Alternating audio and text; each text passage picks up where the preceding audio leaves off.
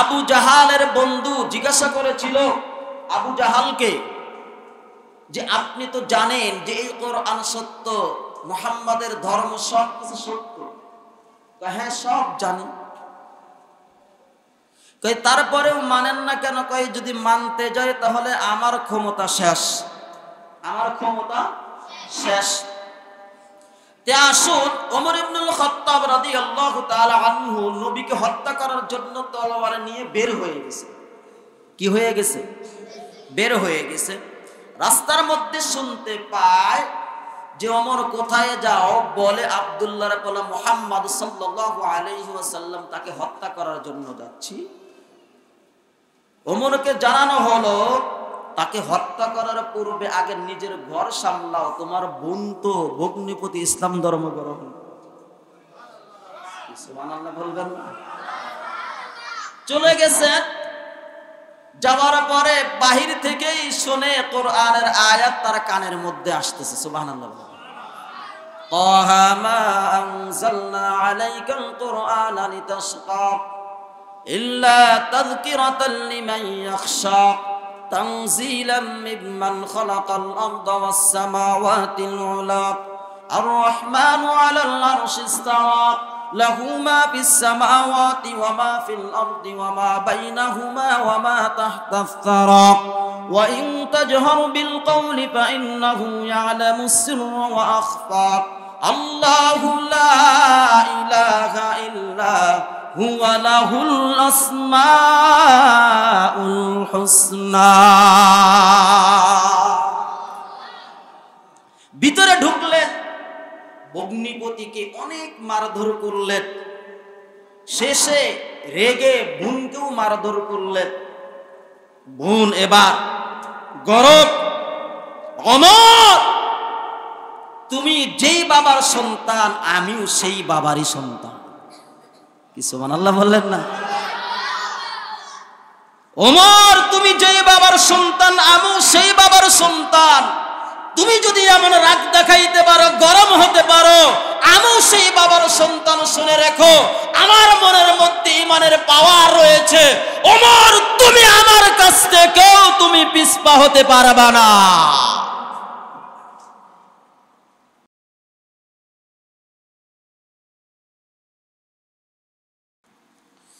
لقد كان لكم في رسول الله أسوة حسنة لمن كان يرجو الله واليوم الآخر وذكر الله كثيرا صدق الله العظيم وقال النبي صلى الله عليه وسلم كل أمتي يدخلون الجنة إلا أبا قيل ومن أبى قال من أطاعني دخل الجنة ومن عصاني فقد نار أو كما قال عليه الصلاة والسلام। সমস্ত প্রশংসা ওই মহান আল্লাহ তাআলার দরবারে যে আল্লাহ রাব্বুল আলামিন দয়া করে, মায়া করে, অনুগ্রহ করে আমাকে আপনাদেরকে এই দুনিয়ার শত ব্যস্ততার মধ্য থেকে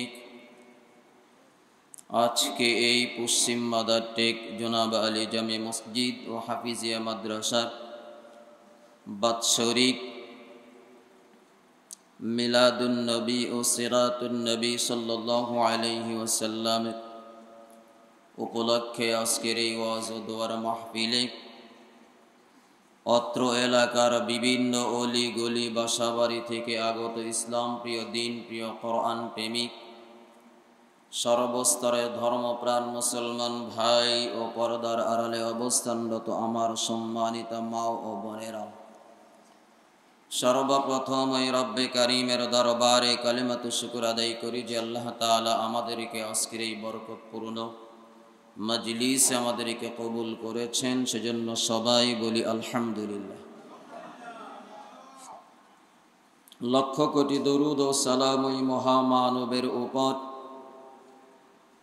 যেই মহামানবের আদর্শের মধ্যে রয়েছে আল্লাহর তৈরি জান্নাত। সবাই ওই নবীর উপরে দরুদ ও সালাম পাঠ করি, সবাই বলি সাল্লাল্লাহু আলাইহি ওয়াসাল্লাম। ভাইরা আমার, বন্ধুরা আমার, আমি আপনাদের খেদমতে কালামুল্লাহ শরীফের 21 নম্বর পারা সূরাতুল আহজাবের একটি আয়াতে কারিমা তেলাওয়াত করেছি। বিশ্ব নবীর অসংখ্য হাদিসের মধ্য থেকে ছোট্ট একটি হাদিসের বাণী তেলাওয়াত করেছি। আল্লাহ তাআলা যদি চায় এই আয়াত, এই হাদিসকে সামনে রেখে অল্প সময় কিছু আলোচনা করব। আল্লাহ তাআলা যেন আমাদের সবাইকে আজকের আলোচনা শুনে বুঝে আমল করে আল্লাহ তাআলাকে রাজি এবং খুশি করার তৌফিক দান করেন। সবাই বলি আমিন। তে আসুন, আপনারা সবাই ভালোভাবে অবগত আছেন আজকের মাহফিল কোন বিষয়কে সামনে রেখে আজকের এই আয়োজন।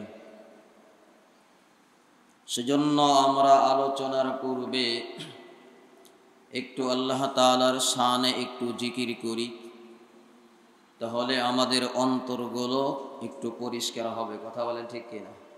কি পরিষ্কার হবে? আর আমাদের সামনে যারা যারা খালি জায়গাগুলো আমরা পূরণ করে বসবো ইনশাআল্লাহ। সেজন্য আমরা একটু অন্তরটাকে একটু ঝালাই করে নেই। অন্তরে অনেক জং মরিচিকা পড়ে গেছে। লা ইলাহা, সামনে গেছে, ইল্লাল্লাহ, লা ইলাহা, লা ইলাহা, লা ইলাহা ইল্লাল্লাহ, লা ইলাহা, লা ইলাহা ইল্লাল্লাহ, লা ইলাহা ইল্লাল্লাহু ইল্লাল্লাহ, লা ইলাহা ইল্লাল্লাহ, লা ইলাহা, জোরে লা ইলাহা, লা ইলাহা, নেই কোন মাবুদ এক আল্লাহ ছাড়া, লা ইলাহা, লা ইলাহা, লা ইলাহা, আসমান বলে এক আল্লাহ, জমিন বলে এক আল্লাহ, লা ইলাহা, লা ইলাহা, পাহাড় বলে এক আল্লাহ, পর্বত বলে এক আল্লাহ, লা ইলাহা, লা ইলাহা, জোরে লা ইলাহা, চন্দ্র বলে এক আল্লাহ, সূর্য বলে এক আল্লাহ, আমরাও বলি এক আল্লাহ, লা ইলাহা ইল্লাল্লাহ, লা ইলাহা, লা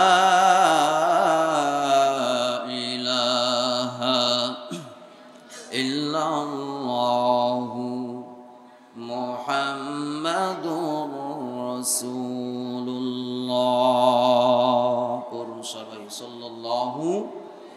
আলাইহি ওয়াসাল্লাম। অন্তরের জং একটু পরিষ্কার করলাম, ঠিক কিনা? কামারের দোকানে যদি কেহ দাও কুড়াল বটি নিয়ে যায়, ধার করার পূর্বে আগে আগুনে পোড়ায়া বাইরে বাইরে কি করে? জং পরিষ্কার করে, এরপরে ধার উঠায়। কথা বলে ঠিক কিনা? নাকি আগেই ধার উঠায়? আগে জং পরিষ্কার করে, ময়লা পরিষ্কার করে। তে আসো, আল্লাহ তাআলা কোরআনের মধ্যে বলেছেন, আলা বিযিকরিল্লাহি তাতমাইন্নুল কুলুব। বান্দা যখন আল্লাহর জিকির করে, তাহলে ওই বান্দার অন্তর থেকে ঝং দূর হয়ে যায়, পরিষ্কার হয়ে যায়। কি সুবহানাল্লাহ বল। সেজন্য হাদিসের মধ্যে আসছে, নবী বলেন তোমরা বেশি বেশি করে জিকির করো। আল্লাহ বলেন তোমরা বেশি বেশি করে জিকির করো। কারণ জিকির করলে কি হয়? অন্তরের জং দূর হয়ে যায়। সেজন্য মুরব্বীদের উসুল আছে, তারতিব আছে। হক্কানি ওলামায়ে কেরাম, হক্কানি বুজুর্গানে দিন, হক্কানি পীর, মাশায়েখদের কাছে গেলে তারা কিছু জিকির বাতলায় দেয়, বলে দেয় যে সকালে 100 বার বা সকালে 200 বার, বিকেলে 100 বার বা 200 বার এই জিকিরগুলো করবেন। কেন? তাহলে এর দ্বারা অন্তরের জং দূর হয়ে যায়। কথা বলেন ঠিক কিনা? ইনশাআল্লাহ আমরা কি জিকির আজ থেকে নিয়মিত করার চেষ্টা করবো তো ইনশাআল্লাহ। আল্লাহ আমাদের সবাইকে বেশি বেশি করে জিকির করার তৌফিক দান করেন, সবাই বলি আমিন। তে আসো, আজকের মাহফিল আমার আপনার নবী জন্মদিন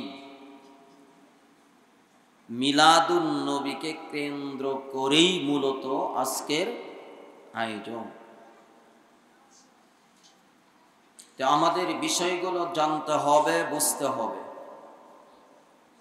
চেষ্টা করব ইখলাসের সাথে, খুলুসিয়াতের সাথে, ইতমিনানের সাথে, একগ্রতার সাথে, আমলের উদ্দেশ্যে, হেদায়েতের উদ্দেশ্যে কিছু আলোচনা করব।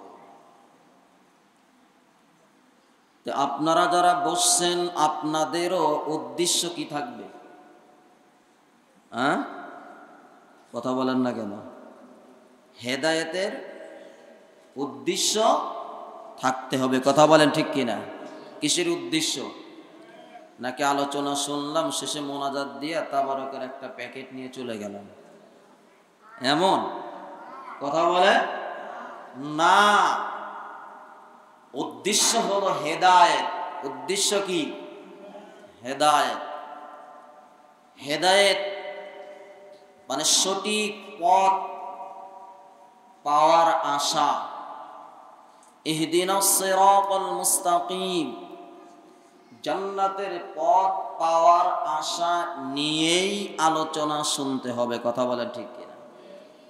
যেই বান্দার অন্তরে যেমন নিয়াত থাকবে, ওই বান্দা তেমনই ফল পাবে। কথা বলেন ঠিক কিনা?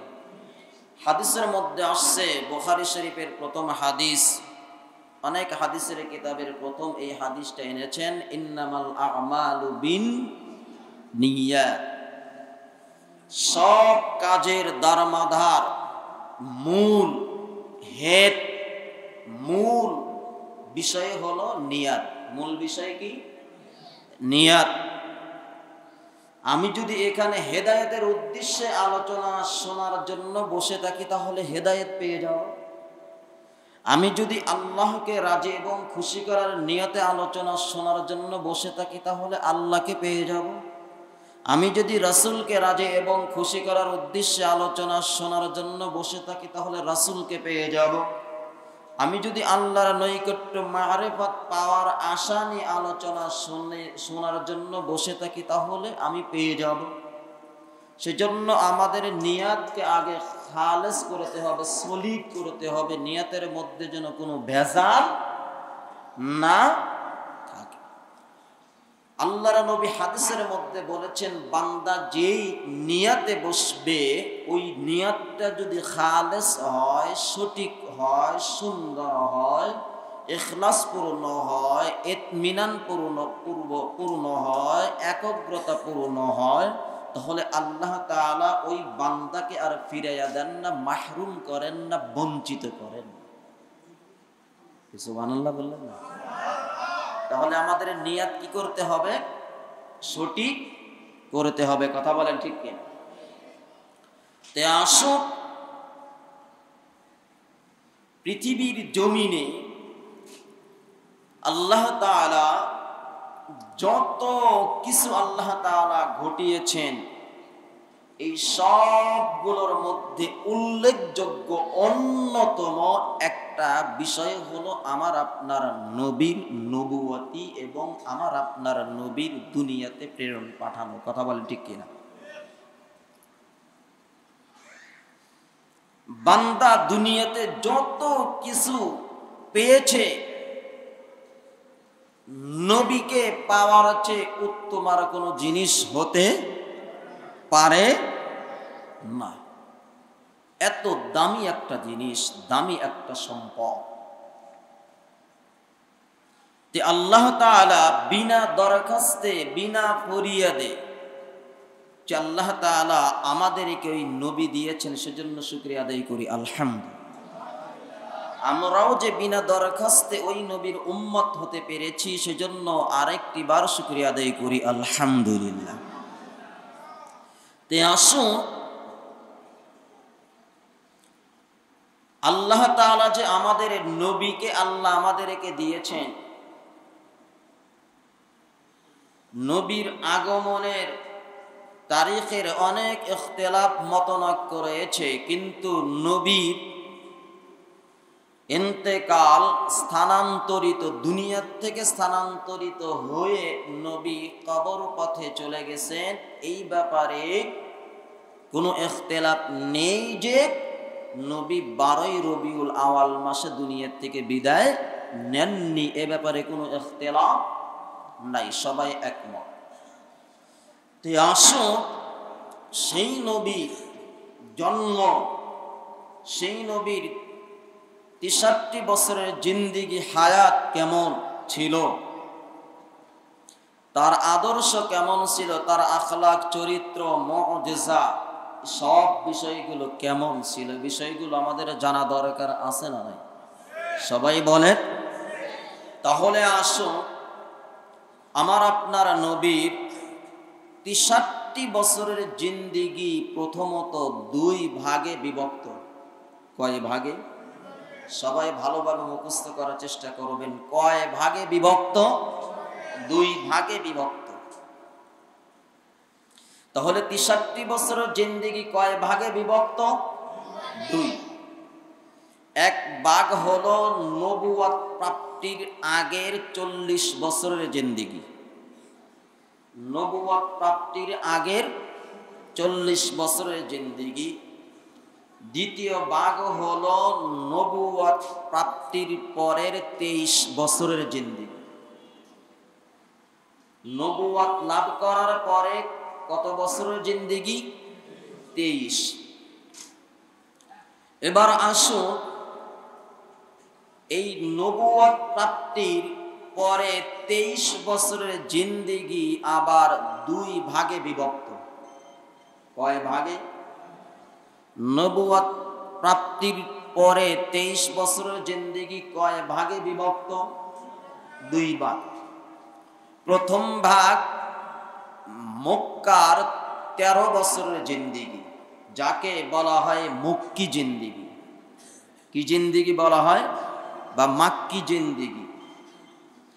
এই 13 বছরের মাক্কি জিন্দিগিতে কোরআনের যত আয়াত নাজিল হয়েছে, ওই আয়াতগুলোকে বলা হয়েছে মাক্কি আয়াত। কোন আয়াত? মাক্কি আয়াত। আবার এই 13 বছরের জিন্দিগিতে, হায়াতে যতগুলো সূরা নাজিল হয়েছে, ওই সূরাগুলোকে বলা হয়েছে মাক্কি সূরা।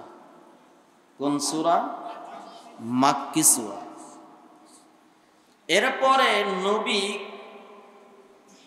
53 বছর বয়সে নবী হিজরত করে মদিনায় চলে গেছেন। মদিনার এই 10 বছর জিন্দেগি, এটাকে বলা হয় মাদানী জিন্দেগি। কি জিন্দেগি? মাদানী জিন্দেগি। এই মদিনার 10 বছরে যতগুলো আয়াত নাজিল হয়েছে, ওই আয়াতগুলোকে বলা হয়েছে মাদানী আয়াত।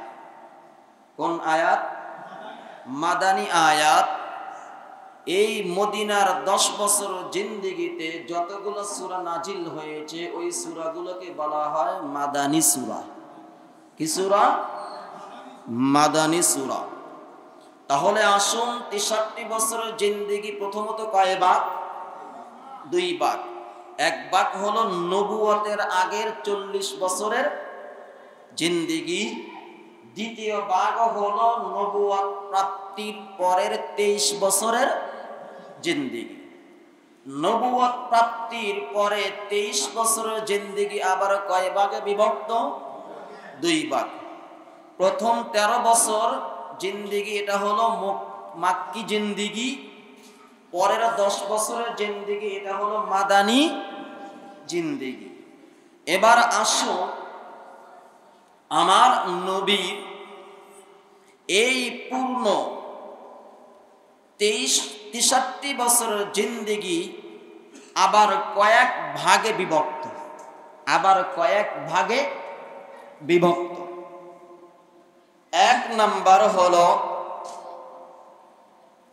মাউলুদুন নবী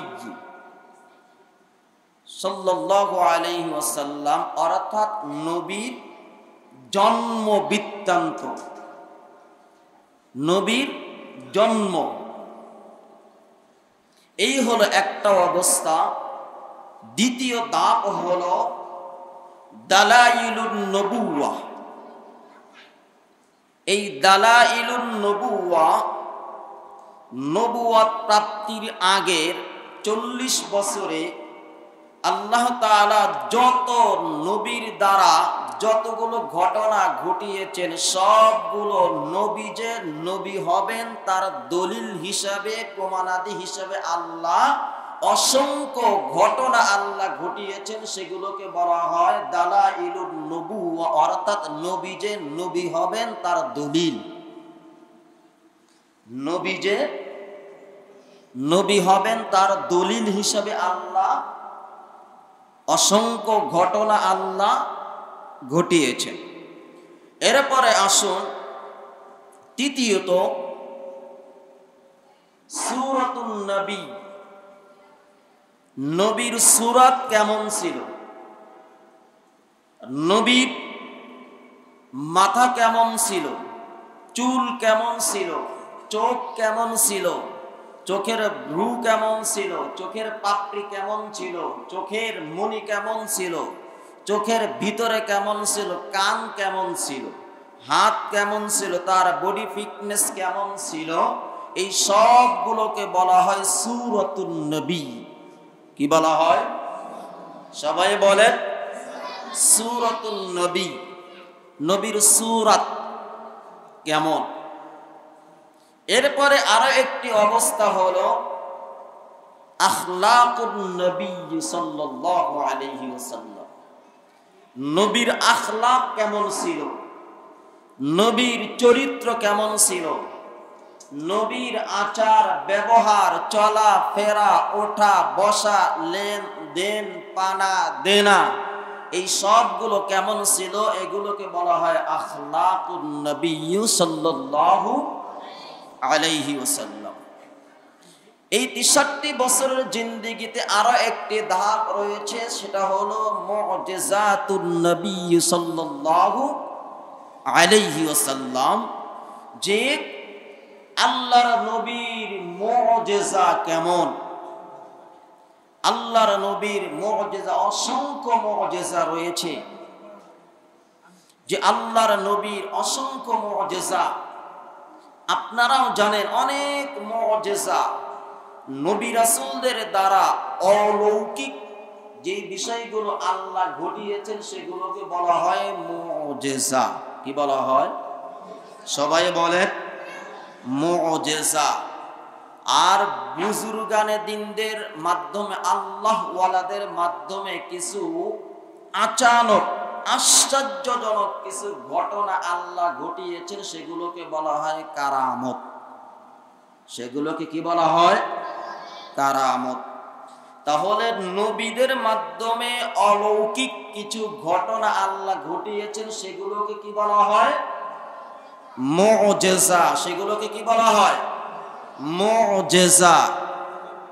আর আল্লাহ ওয়ালা বুজুর্গানে দিন, হক্কানি উলামায়ে কেরাম, হক্কানি আল্লাহ ওয়ালাদের মাধ্যমে কিছু কিছু সময় অলৌকিক কিছু ঘটনা আল্লাহ ঘটিয়ে থাকেন, যেগুলোকে কি বলা হয়?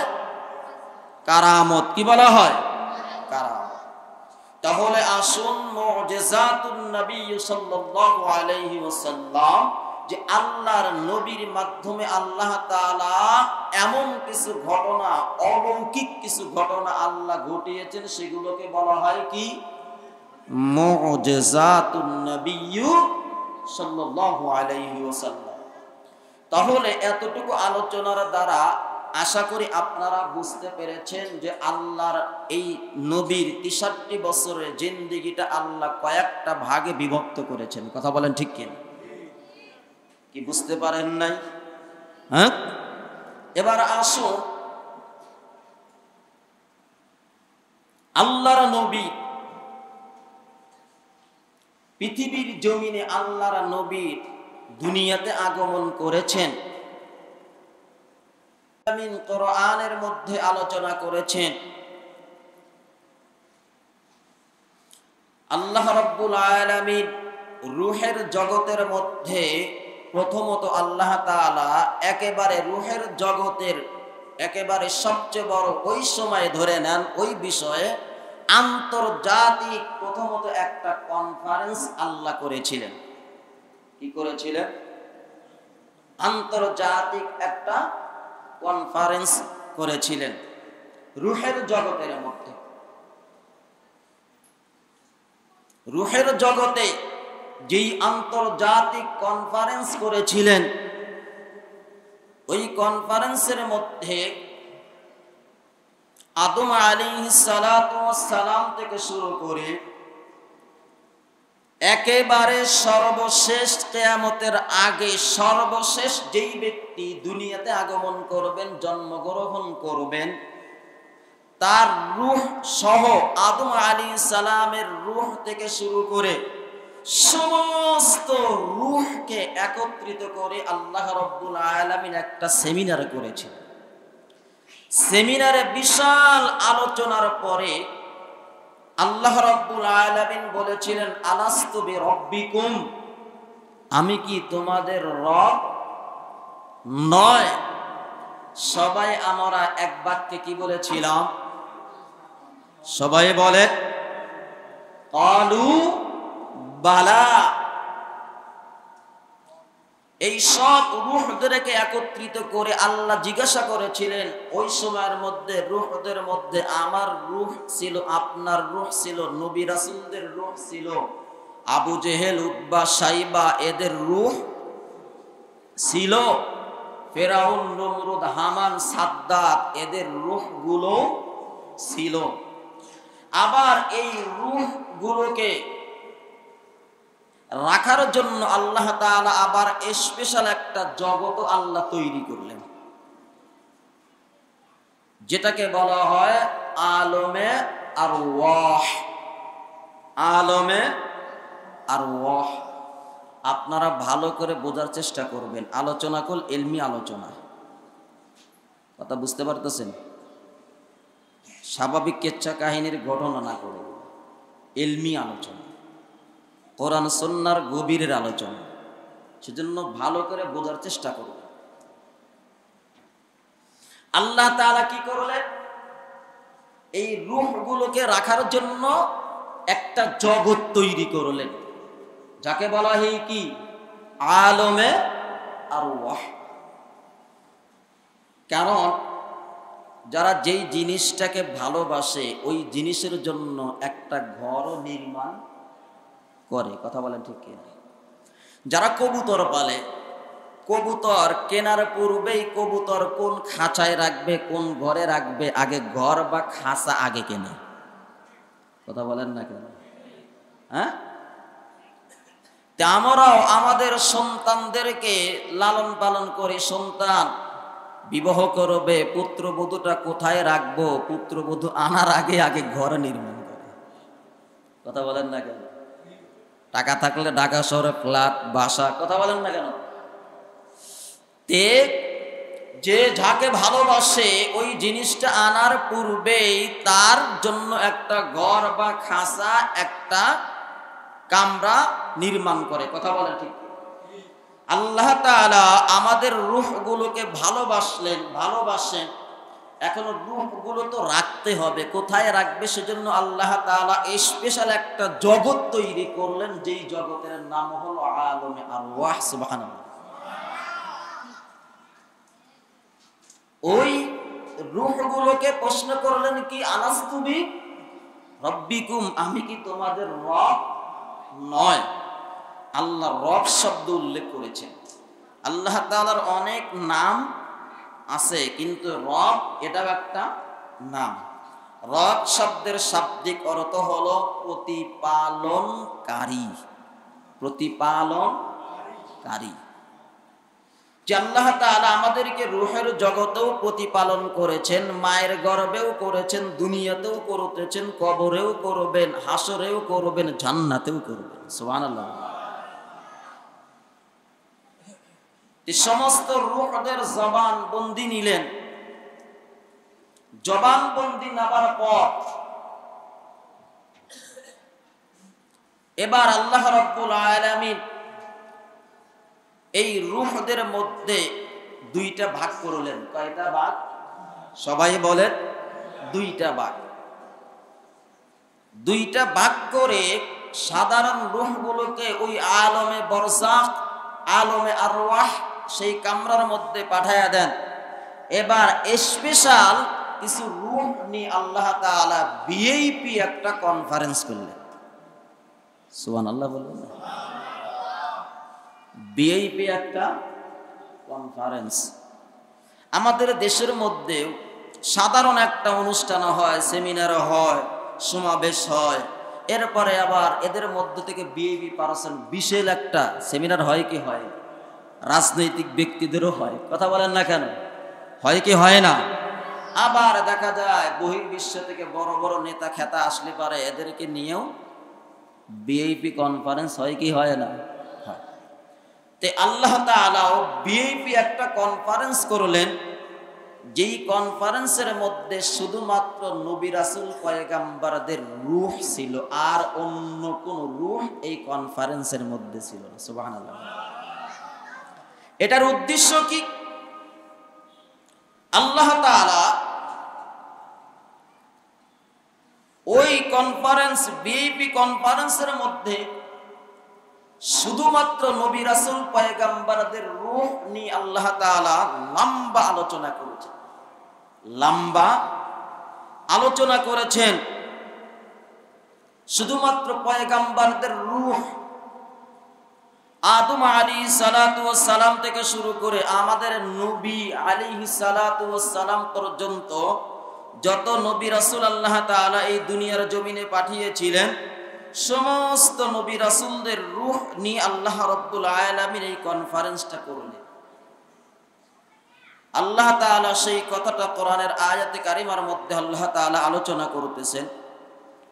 আল্লাহ তাআলা বলেন, وَإِذْ أَخَذَ اللَّهُ مِيثَاقَ النَّبِيِّينَ لَمَا آتَيْتُكُم مِّن كِتَابٍ وَحِكْمَةٍ ثُمَّ جَاءَكُمْ رَسُولٌ مُّصَدِّقٌ لِّمَا مَعَكُمْ لَتُؤْمِنُنَّ بِهِ وَلَتَنصُرُنَّهُ قَالَ أَأَقْرَرْتُمْ وَأَخَذْتُمْ عَلَىٰ ذَٰلِكُمْ إِصْرِي قالوا أقررنا قال فاشهدوا وأنا معكم من الشاهدين।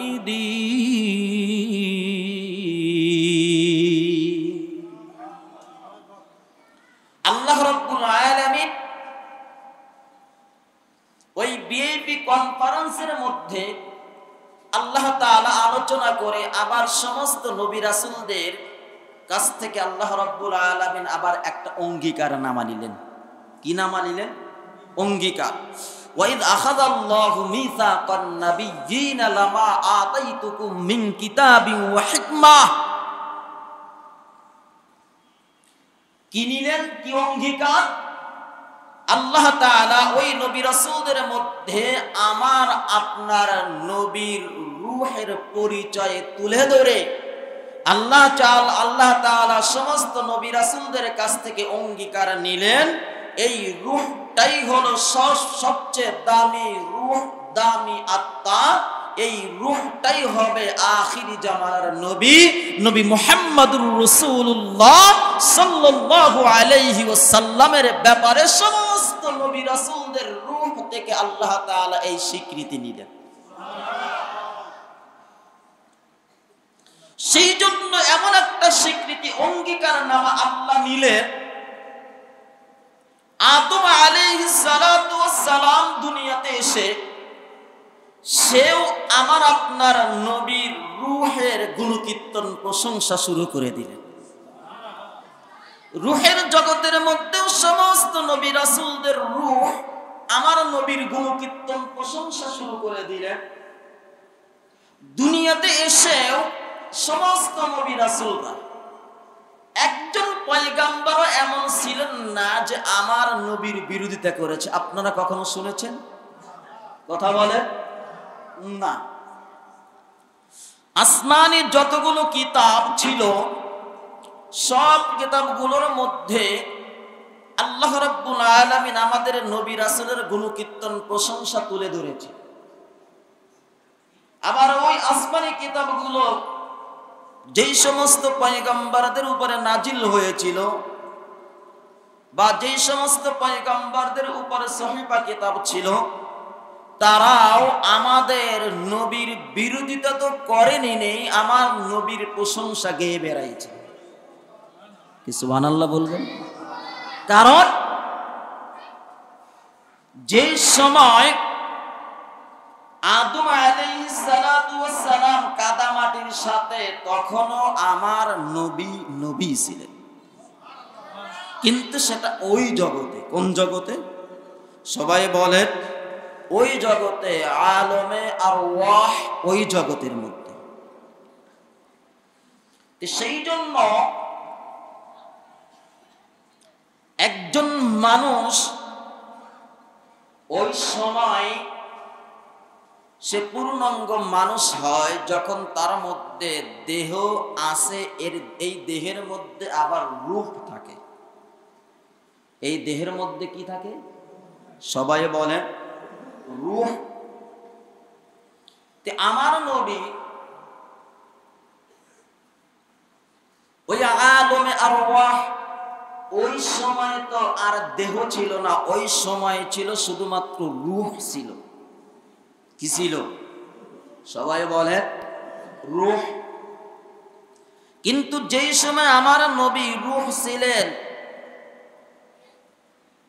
আদম আলাইহিস সালাম তো আমার নবী দুনিয়াতে আসারও প্রায় ৭,০০০ বছর পূর্বে নবী দুনিয়াতে আসছেন আদম আলাইহিস সালাম। কথা বলে ঠিক? একজন মানুষ ওই সময় পূর্ণাঙ্গ মানুষ হয় যখন দেহের মধ্যে, দেহের পাশাপাশি এই দেহের মধ্যে রূহ থাকে। কি থাকে? এই যে আমার দেহের মধ্যে রূহ আছে, আমি পূর্ণাঙ্গ মানুষ। যদি আমার দেহ থেকে যদি রূহটা বের হয়ে যায়, আত্মাটা বের হয়ে যায়, তখন আমি হলাম লাশ। কথা বলেন না কেন? কি? আমি যতই ভালো বয়ান করি, আমাকে আর এখানে রাখবে না, যত তাড়াতাড়ি পারে মাটিতে পুঁতে রাখতে। কথা বলেন না কেন? কোথায় রাখবে? হ্যাঁ, তাড়াতাড়ি সরা, গন্ধ বের হবে। কথা বলেন না কেন? কি বের হবে? গন্ধ বের হবে।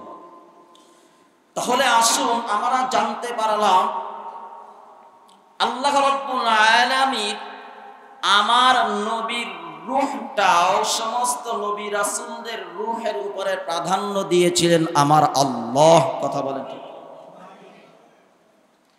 এই নবী দুনিয়াতে আসলেন, সমস্ত নবী রাসূলদের পিছে আমার নবী কিতাব পেলেন কোরআন, সমস্ত আসমানি কিতাবের পিছে।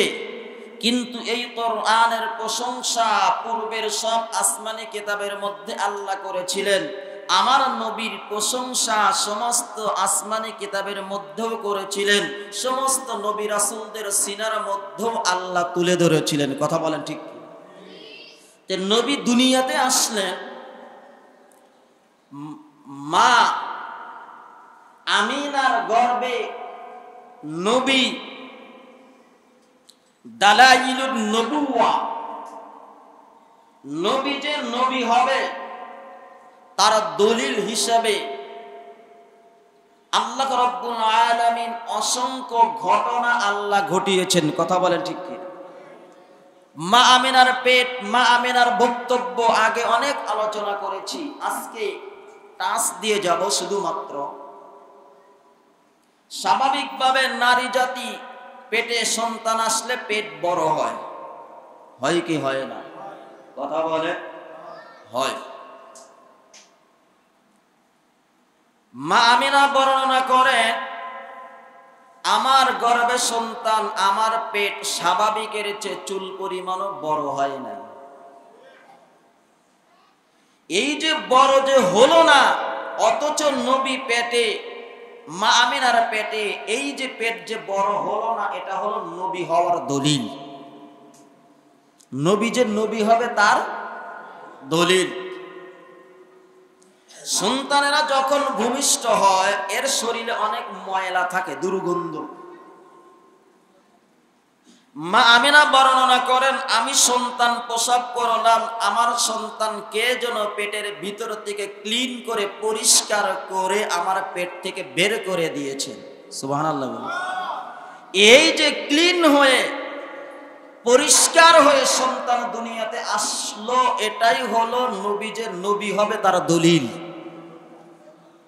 নবী যে নবী হবেন তার দলিল। এরকম অসংখ্য ঘটনা ঘটেছে। সন্তান দুনিয়াতে আসার পর ওই সময় মা জাতিদের পেট থেকে অনেক রক্ত, বদ রক্ত, অনেক পানি, দুর্গন্ধ বের হয়। মা আমিনা বর্ণনা করেন, আমার পেট থেকে এক ফোঁটা বিন্দু পরিমাণ রক্ত, ব্লাড, পানিও বের হয় নাই, একেবারে ক্লিন। সুবহানাল্লাহ। এটা নবী যে নবী হবে তার দলিল। সন্তান দুনিয়াতে আসার পর সন্তান চিৎকার করে, কান্না করে। মা আমিনা বর্ণনা করেন, আমার সন্তান দুনিয়াতে এসেই সর্বপ্রথম জমিনে সেজদায় পড়ে আল্লাহর তাসবিহ পাঠ করেছে। এই যে শিশু নবী দুনিয়াতে এসেই সেজদায় পড়ে আল্লাহর তাসবিহ পাঠ করেছেন, এটাই হলো নবী যে নবী হবেন তার দলিল। নবী যে নবী হবে, দালাইলুন নবুওয়া, নবী যে নবী হবেন তার দলিল। এরকম ভাবে কত আমানতদারিতা শিশু নবী। জন্মের কয়েকদিন পরে মা হালিমাতুস সাদিয়া নিয়ে চলে গেছেন। উটনি দুর্বল ছিল, আসলো, কেহ নিল না, গরিব, বাবা নাই, এতিম। যখন মা হালিমাতুস সাদিয়া নিয়ে তার উষ্টির উপরে, উটের উপরে উঠেছে, সেই উটটি যেটা দুর্বল ছিল সেটা শক্তিশালী হয়ে গেছে। এটাই হলো দলিল নবী যে নবী হবে। এটা কি? নবী যে নবী হবে তার দলিল। যেই উটের স্তনে কোনো দুধ ছিল না, শুকনা, কঙ্কাল, দুর্বল, নবী উটের উপরে ওঠার সঙ্গে সঙ্গে তার উটের স্তনের মধ্যে দুধ পরিপূর্ণ হয়ে গেছে। এটাই হলো দলিল নবী যে নবী হবে। মা হালিমাতুস সাদিয়া শুকনা ছিল, গা, শরীর দুর্বল, তার বুকের স্তনে তেমন দুধ ছিল না। তার একটা সন্তান ছিল আব্দুল্লাহ, সে নিজেও দুধ পেত না। কিন্তু মা হালিমাতু সাদিয়া শিশু নবীকে নেওয়ার কারণে তার বুকের স্তনের দুধ পরিপূর্ণ হয়ে গেছে। এটাই হলো দলিল, নবী যে নবী হবে তার দলিল। মা হালিমাতু সাদিয়া রাদিয়াল্লাহু তাআলা আনহা বাড়িতে নিয়ে গেছেন আল্লাহর নবী। মা হালিমাতু সাদিয়া রাদিয়াল্লাহু তাআলা আনহার বুকের ডান স্তনের দুধ পান করেছেন, জীবনে কখনো বামটা লাগান নাই। তার দুধ ভাই আব্দুল্লাহ তার জন্য রেখে দিয়েছেন। এটাই হলো প্রমাণ যে নবী একটা পান করেছেন, অন্য ভাইয়ের হক নষ্ট করেন নাই। এটাই হলো দলিল, নবী যে নবী হবে। সুবহানাল্লাহ। ও মুসলমান, আল্লাহর নবী দুনিয়াতে আগমন করলেন, মা আমেনার গর্ভে থেকে দুনিয়াতে আসলেন। মূর্তি এর কোন শক্তি আছে? কথা বলেন না কেন? শক্তি আছে? আপনারা দেখেন না গ্রাম অঞ্চলে অনেক জায়গায় মূর্তি আছে, আছে না নাই?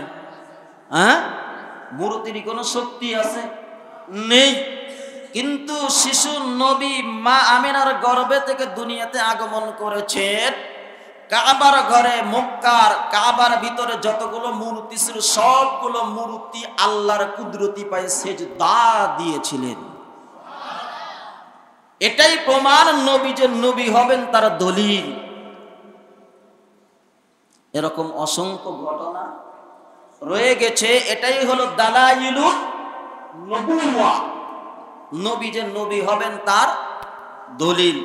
এই রকম ভাবে মা আমিনার গর্ভে থেকে দুনিয়াতে আসার পর থেকে নবুয়ত প্রাপ্তির আগ পর্যন্ত 40 বছরের জিন্দেগি পর্যন্ত যত ঘটনা আল্লাহ, এরকম অলৌকিক ঘটনা আল্লাহ ঘটিয়েছেন, সবগুলো হলো দালাইলুন নবুওয়া, নবী যে নবী হবেন তার দলিল হিসাবে, প্রমাণ হিসাবে, ডকুমেন্টস হিসাবে। এই কথা কি বুঝাইতে পেরেছি? এবার আসুন, আল্লাহর নবী জন্মগ্রহণ করলেন। মিলাদুন নবী, যদি কখনো বলা হয় নবী, তাহলে এর উদ্দেশ্য হয় সমস্ত নবী রাসূল, সমস্ত যে কোনো নবী হতে পারে যখন নবী বলা হয়।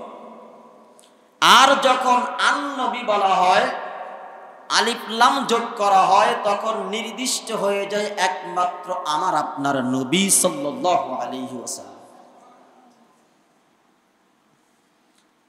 তাহলে আসুক, যখন নবী বলা হয় তাহলে যে কোনো নবী হতে পারে। যখন আন নবী বলা হয় তখন একমাত্র আমার নবীকেই বুঝানো হয়। আর এটার সাথে যখন মিলাদ যোগ করা হয় তাহলে দুটো শব্দ মিলে হয় মিলাদুল নবী। এর দ্বারা উদ্দেশ্য হলো আমার আপনার নবীর জন্ম। মিলাদ শব্দের শাব্দিক অর্থ জন্ম। মিলাদ শব্দের শাব্দিক অর্থ কি ভাই? জন্ম। এর সাথে যখন আমাদের নবীর নাম অ্যাড করা হয়, আন নবী বলা হয়, তখন কোন নবীর জন্ম বোঝায়? আমাদের নবীর জন্ম বোঝায়। এবার আসুন, তাহলে নবীর 40 বছরের জিন্দেগি, এটাকে বলা হয় মিলাদুল নবী, একটা অংশ। এরপরে দ্বিতীয় যেটা সিরাতুন নবী, 23 বছর কোরআন, 30 পারা কোরআন নাজিল হতে সময় লেগেছে 23 বছর। কয় বছর? 23 বছর। যখন যেই সূরার দরকার, যখন যেই আয়াতে কারিমার দরকার, আল্লাহ তাআলা তখন সেটাই নাজিল করেছেন। সিরাত শব্দের শাব্দিক অর্থ, আবিধানিক অর্থ হলো অবস্থা। কি? সবাই বলে অবস্থা। সিরাত শব্দের শাব্দিক অর্থ কি ভাই? অবস্থা। যখন এটার সাথে আন-নবী লাগানো হয়, সিরাতুন নবী, এর দ্বারা উদ্দেশ্য হয় হলো পারিভাষিক অর্থ দ্বারায় আমার আপনার নবীর জীবন ইতিহাস, জীবনের অবস্থা, জীবন বৃত্তান্ত। কথা কি বুঝাইতে পেরেছি? হ্যাঁ, তাহলে সিরাত শব্দের শাব্দিক অর্থ কি ভাই? অবস্থা। কি অবস্থা? আর এটার সাথে যখন আন-নবী লাগানো হয় তখন অর্থ দাঁড়ায় আমার আপনার নবীর জীবন ইতিহাস বা জীবন বৃত্তান্ত। কথা বলেন ঠিক কিনা? তাহলে আসুন, আমার নবীর 23 বছরের নবুয়তি জিন্দেগিকে বলা হয় সিরাতুন নবী সাল্লাল্লাহু আলাইহি ওয়াসাল্লাম, জীবন ইতিহাস। এইবার আসুন যে আমাদের সমাজের মধ্যে কিছু ভুল কিছু বিষয়গুলো রয়ে গেছে, যে বিষয়গুলো হলো যে তোমরা মিলাদুন নবী কায়েম করো, সিরাতুন নবী বর্জন করো। কি নাউজুবিল্লাহ, যে একজনও বললেন। আবার কেহ কেহ জিদকে সামনে রেখে বলে মিলাদুন নবী কায়েম করো, সিরাতুন নবীকে লাথি মারো। এবার আসুন, মিলাদুন নবী এটা কায়েম করা কোনো জিনিস নয়। এটা কি কখনো কায়েম করা যাবে? কথা বলে না। জন্ম ভাবে একটা মানুষ, আপনার জন্ম হয়েছে আজ থেকে 20 বছর পূর্বে, আপনি এখন কি আবার ফিরে জন্ম নিতে পারবেন? প্রশ্নই আসে না। এরপরেও নবীর জন্ম, যেই নবীর জন্ম পুরাটাই হলো অলৌকিক ভাবে। কিভাবে? সবাই বলেন অলৌকিক ভাবে। কারণ নবীর জন্মের আগ থেকে মা আমিনার গর্ভে থেকে শুরু করে দুনিয়াতে আগমন করার পর পর্যন্ত যা কিছু আল্লাহ ঘটনা ঘটিয়েছেন সবগুলো অলৌকিক। কথা বলেন না কেন? সেজন্য মিলাদুন নবী এটা কায়েম করার জিনিস নয়, এটা হলো আলোচনার বিষয়। কিসের বিষয়? আর নবীর জন্ম নিয়ে আলোচনা করা জানার বিষয়, এটা জানতে হবে, বুঝতে হবে, কিন্তু এটা মানার কোনো বিষয়, মানার কোনো সাবজেক্ট নেই। কিন্তু সিরাতুন নবী, নবীর 23 বছরের কোরআন নাজিলের জিন্দেগি, এটাকে যারা বলে লাথি মারো, এর ওর অর্থ হলো কোরআনকে লাথি মারো। কি লাথি মারা? কোরআন। সিরাতুন নবীকে লাথি মারা মানে নবীকে লাথি মারা। নাউজুবিল্লাহ, আসতে বলেন কেন? সিরাতুন নবীকে লাথি মারা মানে কোরআনকে লাথি মারা। সেই জন্য যারা এমন মন্তব্য অন্তরে রাখবে সিরাতুন নবীকে লাথি মারো, কথা বলতে দেরি, ঈমান চলে যেতে আর দেরি হবে না। এইবার আসুন, সিরাতুন নবী এটা জানাও যেমন ফরজ, মানাও তেমন ফরজ। সিরাতুন নবী, নবীর 23 বছরের জিন্দেগি জানাও যেমন ফরজ, মানাও তেমন ফরজ। আখলাকুন নবী, নবীর আখলাক কেমন ছিল? সাহাবায়ে কিরাম রিদওয়ানুল্লাহি তাআলা আনহুম আজমাইনরা আম্মাজান আয়েশা সিদ্দিকা রাদিয়াল্লাহু তাআলা আনহাকে প্রশ্ন করা হয়েছিল নবীর আখলাক কেমন ছিল। আম্মাজান আয়েশা সিদ্দিকা রাদিয়াল্লাহু তাআলা আনহা বলেছিলেন কানা খুলুকুহুল কোরআন। যে 30 পারা কোরআন হলো নবীর আখলাক, 30 পারা কোরআন হলো নবীর আখলাক, চরিত্র, আচার ব্যবহার, সামাজিকতা। তাহলে আসুন, 30 পারা কোরআন যদি নবীর আখলাক হয়, নবীর সিরাত হয়, আর ওই সিরাতকে যদি লাথি মারার কথা বলে, তাহলে লাথি কি ওই সিরাতে পড়ে নাকি কোরআনে? কথা বলেন না কেন? সেই জন্য সিরাত জানাও যেমন ফরজ, মানাও ফরজ। সিরাত নবীর সুন্নাত জানাও যেমন ফরজ, মানাও ফরজ। কোরআন জানাও যেমন ফরজ, মানাও ফরজ। আর মিলাদুন নবী, নবীর জন্ম বৃত্তান্ত,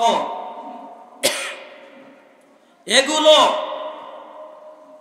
জানা হলো নফল, জানার বিষয়ে, মানার বিষয়ে নয়। মানতে কখনো সম্ভব নয়, কারণ আমার জন্ম যেভাবে হয়েছে আমি ফিরে জন্ম নিতে পারবো না।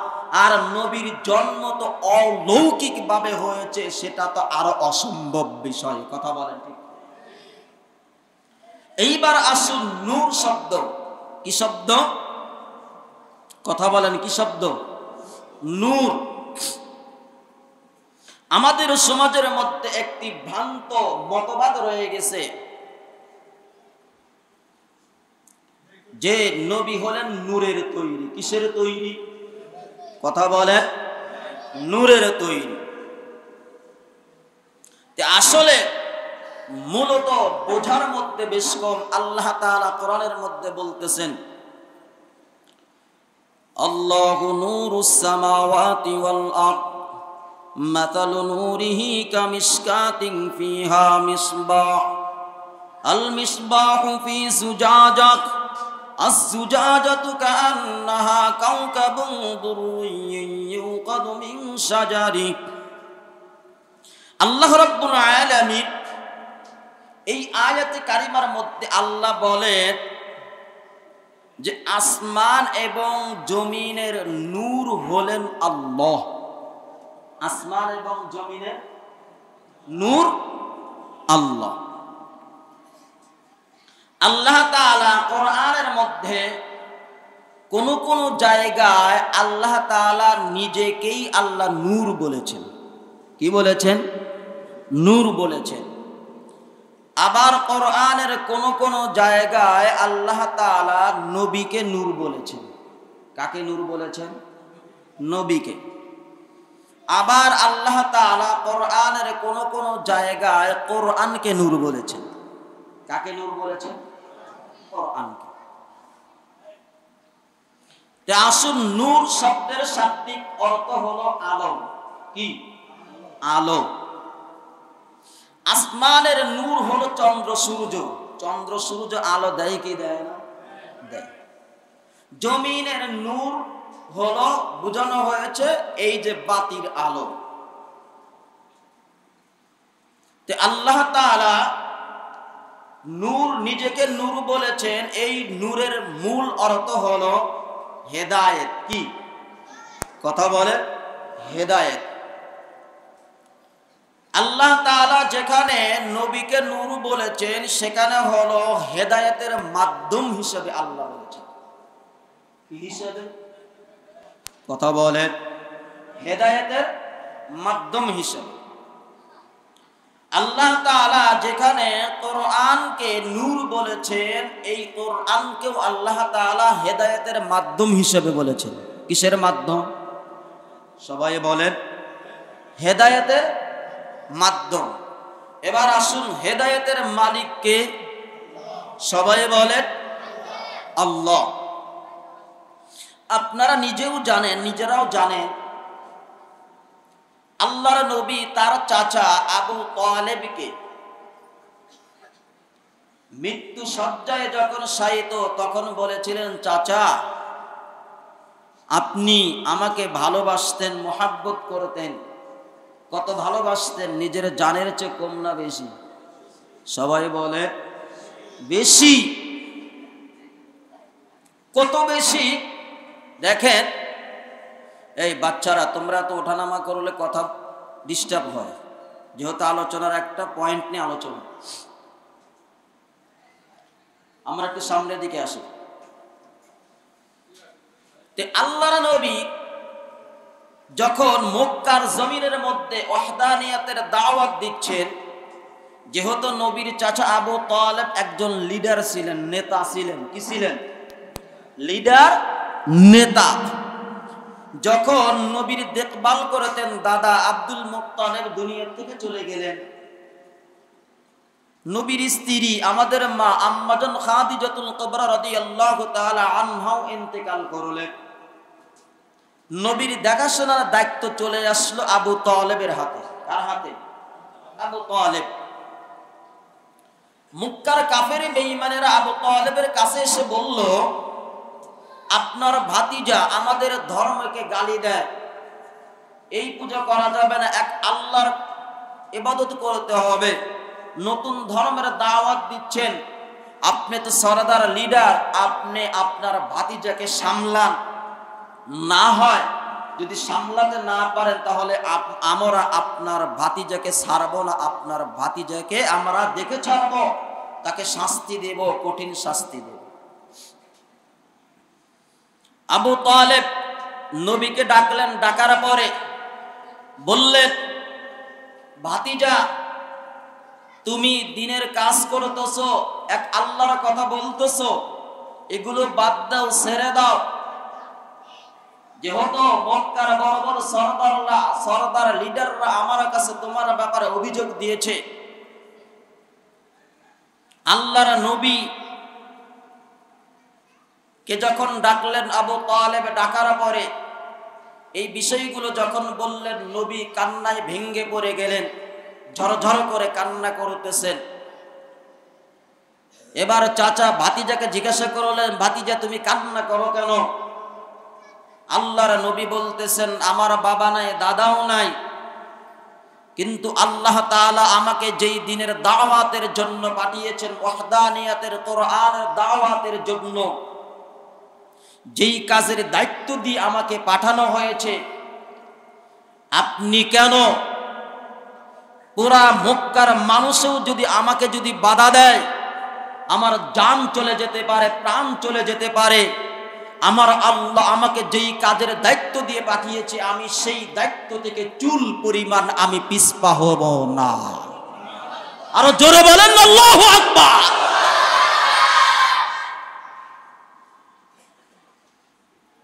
এবার নবীর চাচা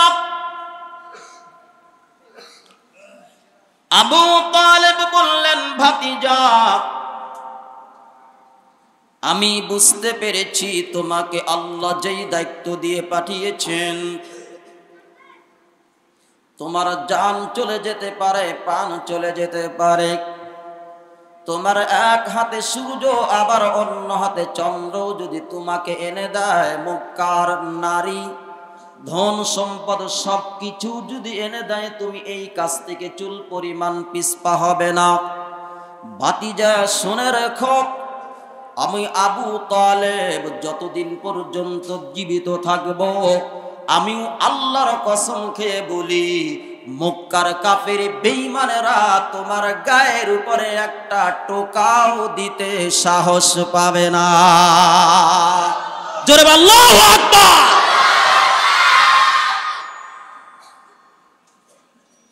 যখন আবু তালেব এমন বক্তব্য দিলেন, ভাতিজার মন ছোট হলো না বড় হয়ে গেছে?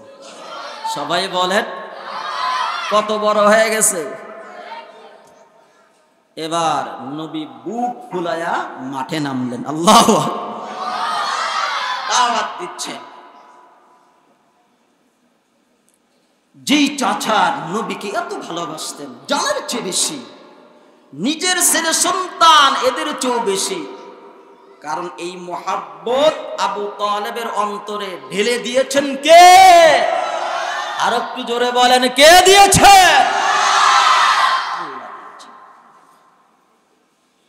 সেই চাচা যখন ইন্তেকাল করেন, মৃত্যু শয্যায় শায়িত, নবী চাচার পার্শ্বে গিয়ে বলতেছেন, চাচা আপনি যদি এই সময় যদি একটু কালেমা পড়তেন তাহলে কাল কিয়ামতের ময়দানে আমি নবী সহ আপনার সাথে আমি জান্নাতের মেহমান হয়ে যেতাম। এবার চাচা বলতেছে, ভাতিজা আমি জানি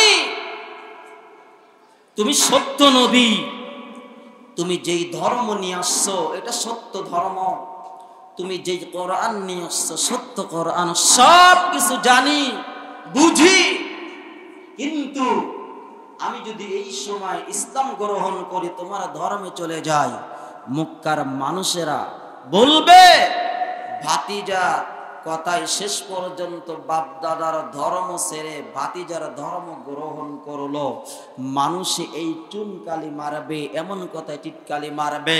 সেজন্য ভাতিজা আমি জেনে বুঝে দুনিয়ার সম্মানকেই গ্রহণ করলাম, আখিরাতে যাই হোক হবে, কোনো অসুবিধা নেই। এমন সময় আল্লাহ তাআলা কোরআনের এই আয়াত নাজিল করলেন, ইন্নাকা লা তাহদি মান আহবাবতা ওয়ালাকিন্নাল্লাহা ইয়াহদি মান ইয়াশা। নবী আপনি যাকে তাকে চাবেন হেদায়েত না, হেদায়েতের চাবিকাঠির মালিক একমাত্র আমি আল্লাহ।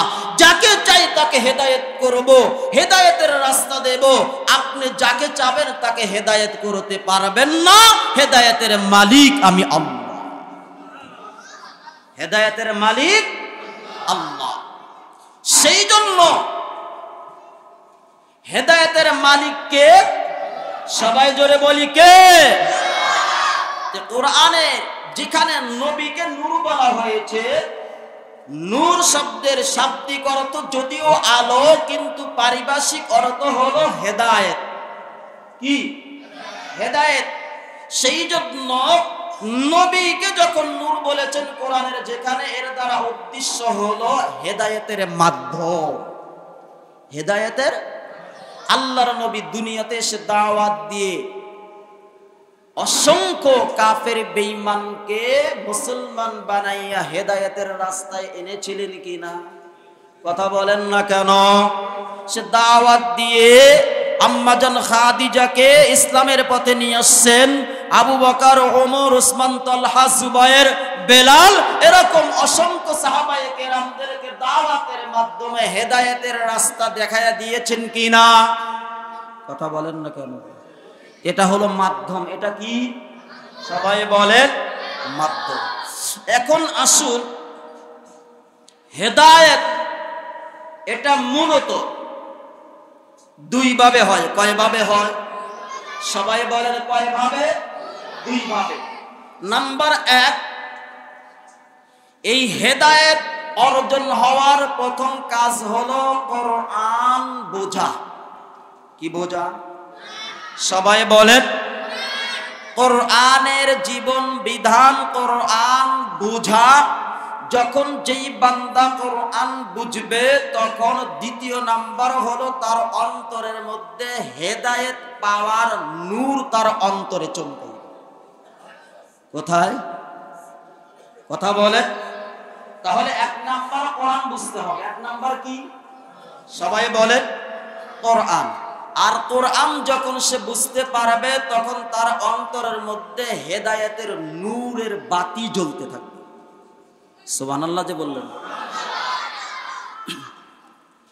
সেই জন্য আসুন, মক্কার জমিনের মধ্যে সবচেয়ে ইসলামের বড় দুইজন দুশমন ছিল। কয়জন? কয়জন? এক নাম্বার ওমর ইবনুল খাত্তাব, দ্বিতীয় নাম্বার ওমর ইবনুল হিকাম। আবু জাহাল এর আগের নাম ছিল ওমর ইবনুল হিকাম। ইসলাম ধর্ম গ্রহণ না করার কারণে তার নাম ওমর ইবনুল হিকাম থেকে আবু জাহাল হয়েছে। কি হয়েছে? আবু জাহাল, মূর্খদের পিতা। সবচেয়ে বড় দুশমন ছিল এই দুইজন। আবু জাহালের চেয়েও সবচেয়ে বড় ইসলামের দুশমন ছিল ওমর ইবনুল খাত্তাব, সবচেয়ে বড়। তে আল্লাহর নবী দুই ওমরের জন্য দোয়া করেছেন, এক হলো ওমর ইবনুল খাত্তাব, দ্বিতীয় ওমর ইবনুল হিকাম। আল্লাহর নবী দোয়া করতেছেন, আল্লাহ যদি এই দুইজনকে অথবা দুইজনের একজনকে যদি ইসলামের জন্য কবুল করতেন তাহলে ইসলামের অনেক বড় উপকার হতো, অনেক বড় উপকার হতো। দোয়া করতেছেন। আল্লাহ রাব্বুল আলামিন ওমর ইবনুল হিকামের দোয়া কবুল করেন নাই, আল্লাহ তাআলা দোয়া কবুল করেছেন ওমর ইবনুল খাত্তাবের ব্যাপারে, অথচ সবচেয়ে বড় দুশমন। ওমর ইবনুল হিকাম বা আবু জাহাল নবীকে হত্যা করার ষড়যন্ত্র করেছিল, সব ধরনের ছক এঁকিয়েছিল, কিন্তু শেষ পর্যন্ত সে সফল হয় নাই, সাহস পায় নাই। কিন্তু ওমর নবীকে হত্যা করার জন্য কোষমুক্ত তলোয়ার, লাঙ্গা তলোয়ার নিয়ে নবীকে হত্যা করার জন্য গিয়েছিলেন। কথা বলেন ঠিক কিনা? গিয়েছিল। আবু জাহালের বন্ধু জিজ্ঞাসা করেছিল আবু জাহালকে যে আপনি তো জানেন যে এই কোরআন সত্য, মুহাম্মাদের ধর্ম সব কিছু সত্য। হ্যাঁ সব জানি। তারপরেও মানেন না কেন? কই যদি মানতে যায় তাহলে আমার ক্ষমতা শেষ, আমার ক্ষমতা শেষ। তে আসুন, ওমর ইবনুল খাত্তাব রাদিয়াল্লাহু তাআলা আনহু নবীকে হত্যা করার জন্য তলোয়ার নিয়ে বের হয়ে গেছে। কি হয়ে গেছে? বের হয়ে গেছে। রাস্তার মধ্যে শুনতে পায় যে ওমর কোথায় যাও? বলে আব্দুল্লাহর বলা মুহাম্মদ সাল্লাল্লাহু আলাইহি ওয়াসাল্লাম তাকে হত্যা করার জন্য যাচ্ছি। ওমরকে জানানো হলো তাকে হত্যা করার পূর্বে আগে নিজের ঘর সামলাও, তোমার বোন তো ভগ্নিপতি ইসলাম ধর্ম গ্রহণ। সুবহানাল্লাহ বলবেন না? চলে গেছে। যাওয়ার পরে বাহির থেকেই শুনে কোরআনের আয়াত তার কানের মধ্যে আসতেছে। সুবহানাল্লাহ।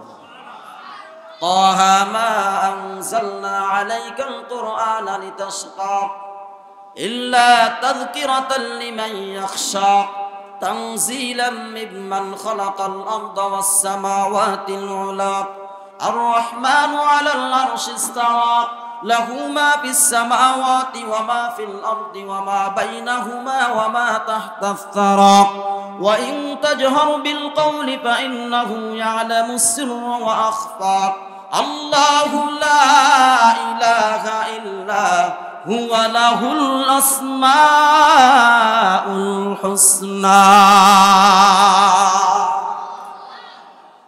ভিতরে ঢুকলেন, ভগ্নিপতিকে অনেক মারধর করলেন, শেষে রেগে বোনকেও মারধর করলেন। বোন এবার গরব, ওমর তুমি যেই বাবার সন্তান আমিও সেই বাবারই সন্তান। কি সুবহানাল্লাহ বললেন না? ওমর তুমি যেই বাবার সন্তান আমিও সেই বাবার সন্তান। তুমি যদি এমন রাগ দেখাইতে পারো, গরম হতে পারো, আমিও সেই বাবার সন্তান। শুনে রেখো আমার মনের মধ্যে ঈমানের পাওয়ার রয়েছে। ওমর তুমি আমার কাছ থেকেও তুমি পিছপা হতে পারবা না। এবার ওমর দেখলেন আমিও যেমন, আমার বোন তো কোন দিক দিয়ে কম নয়। এবার তার হাতে যে পাসরাগুলো ছিল, যে আয়াতগুলো ছিল, বলল দাও। কয় না, তুমি গোসল করো, পরিষ্কার হও। যখন এই আয়াতগুলো তার হাতে নিল, দেখলো কোরআন বুঝলো, বোঝার যখন বুঝলো এটা আল্লাহর বাণী, পৃথিবীর আর কারো নয়। কিন্তু ওই যে রাত্রি যে আল্লাহর নবী দোয়া করেছেন, এই দোয়ার সেই নূর ওমরের অন্তরে আগেই গেঁথে গেছে। আরো জোরে বলেন না সুবহানাল্লাহ। কারণ রাত্রি তো ফয়সালা হয়ে গেছে, হেদায়েতের নূর ওমরের অন্তরে ঢুকে গেছে। কোরআন দেখার সঙ্গে সঙ্গে ওমর রাদিয়াল্লাহু তাআলা আনহু ইসলাম ধর্ম গ্রহণ করলেন। সুবহানাল্লাহ। আর ওই দিক দিয়ে আবু জাহাল কোরআনের অর্থ বুঝছে ঠিকই, কিন্তু অন্তরে তোমার হেদায়েতের নূর ঢোকে নাই, সেই জন্য আবু জাহালের কপালে হেদায়েত জোটে